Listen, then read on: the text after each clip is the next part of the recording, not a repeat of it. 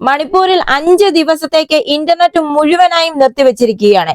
അതായത് മണിപ്പൂർ സംസ്ഥാനത്തെ വിദ്യാർത്ഥികളുടെ വർദ്ധിച്ചു വരുന്ന പ്രതിഷേധങ്ങൾക്കും പ്രക്ഷോഭങ്ങൾക്കും മറുപടിയായിട്ട് അവിടുത്തെ സംസ്ഥാന ഗവൺമെന്റ് 5 ദിവസത്തേക്ക് ഇന്റർനെറ്റ് പൂർണ്ണമായും നിരോധിച്ചിരിക്കുന്നു.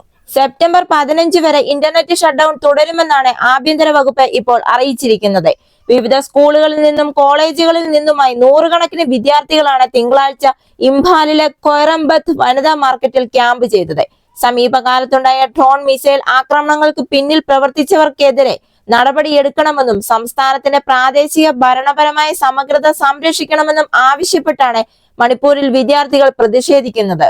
അതുപോലെ തന്നെ മണിപ്പൂർ സർക്കാരിന്റെ DGPയെയും സുരക്ഷാ ഉപദേഷ്ടാവിനെയും നീക്കണമെന്ന ആവശ്യവുമായി രാജ്ഭവനിലേക്ക് മാർച്ച് നടത്താനുള്ള പ്രക്ഷോഭകർ ശ്രമിക്കുന്നതിനിടെ വിദ്യാർത്ഥികളും സ്ത്രീകളും സുരക്ഷാ സേനയുമായി ഏറ്റുമുട്ടിയതിനെ തുടർന്ന് കണ്ണീർ വാതക ഷെല്ലുകൾ ഉപയോഗിച്ചു. മണിപ്പൂർ സർവകലാശാലയിലെ വിദ്യാർത്ഥികൾ പ്രതിഷേധ റാലി നടത്തുകയും കേന്ദ്ര ആഭ്യന്തര മന്ത്രി അമിത് ഷായുടെ കോലം കത്തിക്കുകയും ചെയ്തു. മണിപ്പൂരിൽ ഡ്രോൺ മിസൈൽ ആക്രമണങ്ങൾ ഉൾപ്പെടെയുള്ള പുതിയ ആക്രമണങ്ങളിൽ ഏകദേശം 8 പേർ മരിക്കുകയും 12ലധികം പേർക്ക് പരിക്കേൽക്കുകയും ചെയ്തു. കഴിഞ്ഞ വർഷം മെയ് മുതൽ ഇംബാൽ താഴ്വര ആസ്ഥാനമായുള്ള മെയ്റ്റ്സിന് സമീപമുള്ള കുന്നുകൾ കേന്ദ്രീകരിച്ചുള്ള കുക്കീസോ ഗ്രൂപ്പുകൾക്കുമിടയിൽ വംശീയ ആക്രമണത്തിൽ 200ലധികം ആളുകൾ കൊല്ലപ്പെടുകയും ആയിരക്കണക്കിന് ആളുകൾക്ക് വീടുകൾ നഷ്ടമാവുകയും ചെയ്തു. ഈ ചാനൽ നിങ്ങൾ ഇതുവരെയും സബ്സ്ക്രൈബ് ചെയ്തിട്ടില്ല എങ്കിൽ ഒന്ന് സബ്സ്ക്രൈബ് ചെയ്യുക. അടുത്ത വീഡിയോയുമായി വീണ്ടും കാണാം.